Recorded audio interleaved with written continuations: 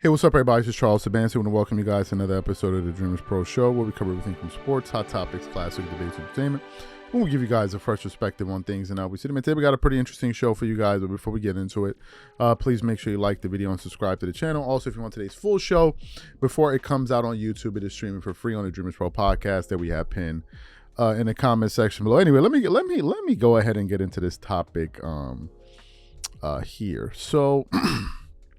As you guys know, the NBA had its perennial big NBA Christmas Day games, right? A lot of big games. Lakers played, Milwaukee Bucks played. I think the Golden State Warriors played. I think the Denver Nuggets played. A lot of big names played on that night. LeBron, Stephen Curry, Anthony Davis, Giannis Antetokounmpo. So basically the NBA brought out its biggest stars on that night, right? Brought all of them out, expecting, which makes perfect sense because you want to draw in the most amount of viewership numbers as you can, right? So that took place. Now, I wasn't really paying attention to the numbers. And then yesterday, I was listening to the channel. Let me see. The channel that I follow, I don't catch all of his shows. I don't agree with every single thing that he says, but he does bring out some good information in terms of the educational information he puts out about ratings and all of that stuff. And I think he does a good job with that. I was watching Behind the Line, right? Big basketball channel. So I was watching that and he was talking about the NBA's reluctance to talk about its Christmas Day ratings, right? But again, I didn't pay much attention to it, right? In terms of me going out there and doing the hardcore research, I didn't do any of that. So what happens this morning? I open up my Instagram as I always do, which is probably not a good thing. And a post gets suggested to me. And funny enough, I wasn't even following Front Office Sports, but this post was suggested to me from Front Office Sports. We do read a lot of their articles, but I don't follow them on Instagram. So I get a post and it says, Christmas Day belonged, and I want to show it to you. Christmas Day belonged to the NBA until the NFL wanted in. And I want to show you guys the images. I'm saying this. It goes, last year, NFL games grabbed 5 times the average viewership of the NBA Christmas slate. But the association isn't going anywhere. And then it shows 21.9 million, the NFL average viewership over 3 2022 Christmas Day games versus the NBA's 4.3 million, the NBA's average viewership over 3 2022 Christmas Day games. And when I saw that number, the first thing I did was I immediately screenshotted the image and I sent it to Marco, the co-founder of Dreamers Pro. And I said, you need to ponder on this. We need to ponder on this, right? Because I did not know that I did not know that there were so much more people watching the NFL than they were watching the NBA, based on how the NBA is marketed to me, based on being a fan of the NBA since, 1999, 2000, all the way up to the present day. Like, I did not know this, and maybe it's just my personal, ignorance coming through, because I didn't know that. I always knew that the NFL dominated the ratings, but I didn't know it was to this extent. So then I went to Front Office Sports, and there was an article published, I believe it was yesterday on the 27th, and it says the NFL gets what it wants, including on Christmas Day, but the NBA isn't going away. So that's the article I really want to, hone in on. But before we even get into that, this video is brought to you by sponsor Aura. Do you know what the fastest growing crime in America is today? It's identity theft. Imagine trying to log into your email only to see that your password has been changed. Then you start getting weird notifications from your bank and credit cards, only to find out that all of your personal and sensitive information has been totally compromised. If you think it can happen to you and your family, just know that in 2020, over 49 million Americans were victims to identity theft, costing them a combined $56 billion. That is why we are excited to partner with Aura, who's the sponsor of this video. Aura is the #1 identity theft and financial fraud protection. Aura monitors the dark web and alerts you if any of your passwords and accounts have been breached. And funny enough, after using Aura, I discovered some of my credentials were floating around in the dark web, and the app showed me exactly when and where the breach happened. In addition, Aura allows you to set spending alerts and they'll notify you of any suspicious transactions. Aura is 4 times faster than any of its competitors in alerting you if someone is trying to open a credit card or obtain a loan using your name. And remember this, every 14 seconds someone becomes a victim of identity fraud. Don't let it happen to you. Now click the link in the description and try Aura for free for 2 weeks and see if any of you or your family's personal information has been compromised. Start your free trial at aura.com/DREAMERSPRO. And when you try Aura, by using the link in the description below, also know that you're supporting this channel.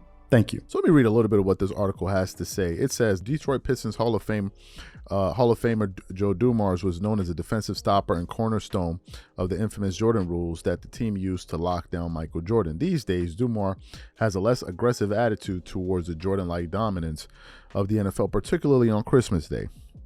He says, you stay in your lane and you do your thing, Dumars says. The NBA executive vice president and head of basketball operations tells Front Office Sports, we're trying to put the best possible games that we can, try to put out compelling matchups. This is on Christmas Day.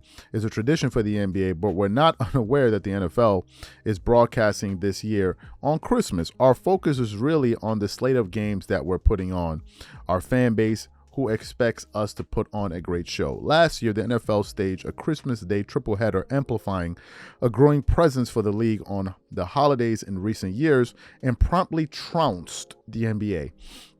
The 3 football games averaged 21.9 million viewers, more than 5 times the association's average of 4.3 million over 5 contests. The gap could widen even further this year, as the NFL's 3 Christmas games are a big gift to fans. All 3 contests feature Super Bowl contenders, with the Kansas City Chiefs and the Philadelphia Eagles playing in the day's first 2 windows against divisional rivals Las Vegas Raiders and New York Giants, respectively. The nightcap is a battle between the current #1 seed and a possible Super Bowl preview between the Baltimore Ravens and the San Francisco 49ers, a far cry from last year's Christmas slate featuring 3 teams already eliminated from playoff contention. Continues on. Last year was maybe a toe in the water, but this year we can really see you can really see us diving in, particularly with the teams and brands we selected. Mike North, the NFL's vice president of broadcast planning, tells FOS, we're not quite catching up to Thanksgiving in terms of viewership just yet. It's on its way. I'm really fascinated to see what these 3 games can do, given the brands, the quarterbacks, and the playoff implications.